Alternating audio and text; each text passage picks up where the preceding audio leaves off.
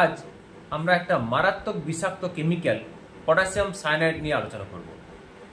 এর সম্পর্কে আমি নিজে বিভিন্ন জনের কাছ থেকে বিভিন্ন রকম ইনফরমেশন পেয়েছি। কেউ বলেন যে পটাশিয়াম সায়ানাইড এত তীব্র বিষ যে মুখে নেওয়ার সঙ্গে সঙ্গে 4-5 সেকেন্ডের মধ্যে মারা যায়, মানুষ মারা যেতে পারে।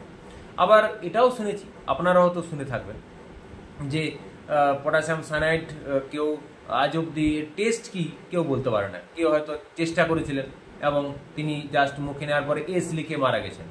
এই এস কি মিন করে, সল্ট না সুইট, এসব কিছু বলে যেতে পারেন না। তো আজকে আমরা জানার চেষ্টা করব যে এই যে ইনফরমেশনগুলো আমরা পাচ্ছি এগুলো কি আদৌ ঠিক, এগুলো কি সবগুলোই একদম ঠিকঠাক ইনফরমেশন, নাকি এগুলো জাস্ট মিথ। এখন এটা জানতে গেলে আমাদেরকে আগে জানতে হবে যে পটাশিয়াম সায়ানাইড কিভাবে আমাদের বডিতে বিষক্রিয়া তৈরি করে। এখন দেখুন, আমরা এই যে আমি এখন কথা বলছি বা আমরা প্রত্যেকে যা সারাদিনের অ্যাক্টিভিটি করি বা ইনফ্যাক্ট যখন আমরা ঘুমোই সেই সময়ও আমাদের বডিতে সেলুলার লেভেলে অর্থাৎ সেলের কি চাই, এনার্জি চাই। বডিকে রান করানোর জন্য এনার্জি চাই। এই এনার্জি কোথায় তৈরি হয় না, আমাদের সেলের মধ্যে থাকে মাইটোকন্ড্রিয়া। এই মাইটোকন্ড্রিয়ার মধ্যে এই প্রয়োজনীয় এনার্জি এটিপি হিসেবে রূপে তৈরি হয়। এখন এই জন্য আমরা মাইটোকন্ড্রিয়াকে কোষের শক্তিঘর বা পাওয়ার হাউসও বলে থাকি। এবার এই এটিপি কিভাবে ফরমেশন হয়, এটা একটা কমপ্লেক্স প্রসেস, জটিল প্রসেস। তো আমি এই জটিলতাতে যাব না, ব্যাপারটাকে একটু সহজভাবে বলার চেষ্টা করছি।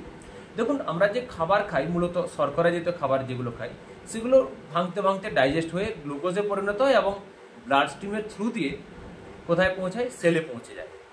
আবার আমরা যে প্রশ্বাসের মাধ্যমে অক্সিজেন নিই, সেও ব্লাড স্ট্রিমের থ্রু দিয়ে সেলের একদম মাইটোকন্ড্রিয়াতে পৌঁছে যায়। এবার এই যে গ্লুকোজ কি হয়, এই গ্লাইকোলিসিস, ক্রেবস সাইকেল এইসবের থ্রু দিয়ে গিয়ে আলটিমেটলি ইলেকট্রন রিলিজ করে, অর্থাৎ জারিত হয়, দিয়ে ইলেকট্রন রিলিজ করে। এবার এই ইলেকট্রন কি করবে, মাইটোকন্ড্রিয়ার মধ্যে যে অক্সিজেন বসে আছে সেই অক্সিজেনকে বিজারিত করবে এবং এই বিজারিত করার পরে যে এনার্জি রিলিজ হবে সেই এনার্জির দ্বারা কি হবে, এটিপি ফরমেশন হবে, রাইট। এবার এই ইলেকট্রন কিন্তু সরাসরি অক্সিজেনে পৌঁছে যেতে পারে না। এই ইলেকট্রন কি হয়, একটা ইলেকট্রন ট্রান্সপোর্ট চেনের থ্রু দিয়ে যেতে পারে। সেটা কীরকম, ধরুন একটা লাইনে 5 জন দাঁড়িয়ে আছে, রাইট। তো লাইনের যে প্রথমজন, সেই প্রথমজন কোনো একটা তার হাতে কিছু একটা আছে, তিনি চাইছেন যে 5th পার্সন, 5 নম্বরে যে আছে তার হাতে ওটা পৌঁছে দিতে। তিনি কি করবেন, তিনি তো আর সরাসরি সেখানে যাবেন না। তিনি কি করবেন, তার পাশে অর্থাৎ প্রথমজন দ্বিতীয়জনকে, দ্বিতীয়জন তৃতীয়জনকে, তৃতীয়জন চতুর্থজনকে এবং চতুর্থজন পঞ্চম যিনি দাঁড়িয়ে আছেন তার হাতে ওই বস্তুটা হ্যান্ড ওভার করবেন। এটা বলে চেন। এবার এই ইলেকট্রনও সরাসরি অক্সিজেনের কাছে পৌঁছাতে পারে না। এ কি হয়, এই ইলেকট্রন ট্রান্সপোর্ট চেন, অর্থাৎ এই ইলেকট্রন কতগুলো প্রোটিন মলিকুল পর কতগুলো প্রোটিন মলিকুল আছে, সেই মলিকুলগুলো দ্বারা কি হয়, ইলেকট্রন ট্রান্সপোর্ট হতে অর্থাৎ এই প্রথম মলিকুল ইলেকট্রনকে গ্রহণ করে দ্বিতীয়কে পাঠালো, দ্বিতীয় তৃতীয়জনকে দিল, তৃতীয় চতুর্থজনকে দিল, এইভাবে কি হয়, আলটিমেটলি অক্সিজেনে পৌঁছায়। এই চেনের যে লাস্টে কে আছে না, সাইটোক্রোম সি অক্সিডেজ নামে একটা এনজাইম। এবার এটা তো একটু আগেই বললাম যে ওই ইলেকট্রন আলটিমেটলি অক্সিজেনের কাছে পৌঁছে H+ সঙ্গে যুক্ত হয় এবং অক্সিজেন বিজারিত হয়ে জল তৈরি হয়, এবং তার ফলে যে এনার্জি বা শক্তি রিলিজ হয় সেই শক্তির সাহায্যে এটিপিতে কনভার্ট হয়। এটা হচ্ছে স্টোরি এটিপি ফরমেশনের।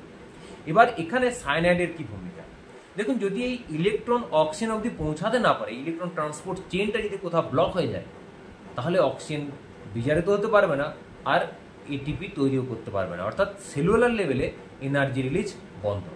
এবার ধরুন কেউ পটাশিয়াম সায়ানাইড খেয়ে নিল, তো পটাশিয়াম সায়ানাইড খেয়ে নেওয়ার সঙ্গে সঙ্গে সে সঙ্গে মারা যাবে না। কেন, কারণ পটাশিয়াম সায়ানাইড খাওয়ার পর সে তার বডিতে সে কি অ্যাবজর্ব হবে এবং ব্লাড স্ট্রিমের থ্রু দিয়ে গিয়ে সে কি হয়, ওই মাইটোকন্ড্রিয়ার মধ্যে ওই যে একটু আগে বললাম যে ইলেকট্রন ট্রান্সপোর্ট চেনের যে লাস্টে যে মলিকুলটা আছে তার নাম হচ্ছে সাইটোক্রোম সি অক্সিডেজ, CCO।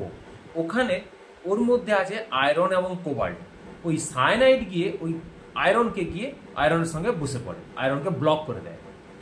এবার ও ব্লক করে দেওয়ার পর কি হয়, ওই সাইটোক্রোম সি অক্সিডেজ ইলেকট্রন পাশের প্রোটিন মলিকুল থেকে ইলেকট্রন নিয়ে আর অক্সিজেনকে আর ট্রান্সফার করতে পারে না, ফলে ইলেকট্রন যে ট্রান্সপোর্ট সেটা স্টপ হয়ে যায়, অক্সিজেন অবধি পৌঁছাতে পারে না। না পৌঁছাতে পারলে কি হবে, একটু আগে বললাম, অক্সিজেন আর বিজারিত হয়ে এটিপি ফরমেশন করতে পারবে না।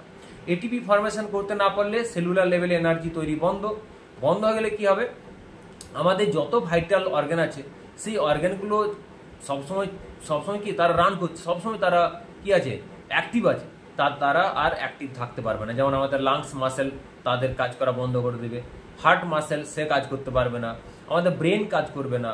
ফলে এবং আমাদের প্রত্যেকটা মাসেল সেল যেহেতু এনার্জি তৈরি বন্ধ, তারাও এনার্জি তৈরি করতে পারে। প্রত্যেকটা মাসেল কি হবে, স্পাজম বা কন্ট্রাক্ট হবে এবং স্পাজম হবে, অর্থাৎ খুব পেন হবে।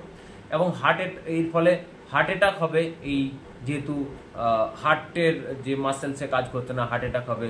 লাংসের মাসেল কাজ করছে না, তার জন্য আমাদের শ্বাসকষ্ট হবে। ব্রেনে ঠিকঠাক কাজ হচ্ছে না, ফলে হেডেক হবে এবং আস্তে আস্তে সে জ্ঞান হারাবে এবং মারা যাবে। কিন্তু ভেবে দেখুন, এটা কি 5 সেকেন্ডের মধ্যে সম্ভব? পটাশিয়াম সায়ানাইড খাবে, সেটা আমাদের ব্লাড স্ট্রিমে অ্যাবজর্ব হবে, তারপরে সেলে পৌঁছাবে, সে গিয়ে সাইটোক্রোম সি অক্সিডেজে গিয়ে ওকে ইলেকট্রন ট্রান্সপোর্ট চেনকে ব্লক করবে, তারপরে তো এটিপি ফর্মেশন বন্ধ হবে। এটা 5 সেকেন্ডের মধ্যে হতে পারে না। এই নিয়ে অনেক কেস স্টাডিজ আছে। কোথাও দেখা গেছে যে 5 মিনিটের মধ্যে মারা গেছে, কোথাও দেখা গেছে 25 মিনিটের মধ্যে মারা গেছে, কোথাও দেখা গেছে বেশ কয়েক ঘন্টা পর মারা গেছে।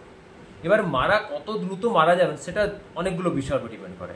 সেটা ডিপেন্ড করে কিভাবে সায়ানাইড আমাদের বডিতে আসছে, সেটা কোনো ইনহেল করে কোনো গ্যাসের থ্রু দিয়ে নাকি ইঞ্জেকশনের থ্রু দিয়ে, সেটা দেখতে হবে।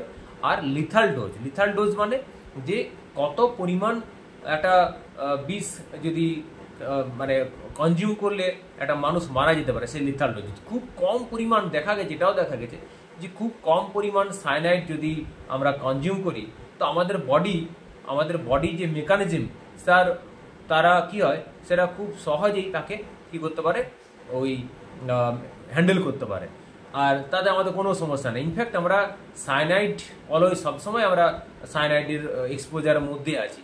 যেমন সিগারেট স্মোকিং যারা করেন তারা সায়ানাইড, আলটিমেটলি সেখানে সায়ানাইড গ্যাস বেরোয়।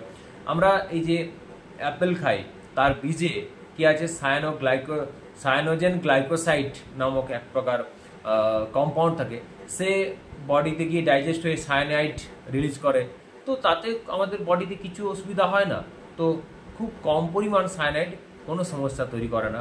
কিন্তু যদি বেশি লিথাল ডোজ মানুষ নিয়ে ফেলে, তাহলে সে মারা যাবে। ইনফ্যাক্ট এর আবার ট্রিটমেন্টও আছে, খুব তাড়াতাড়ি যদি ট্রিটমেন্ট শুরু করা যায়, এ বেঁচেও যেতে পারে। এরকম অনেক উদাহরণ আছে।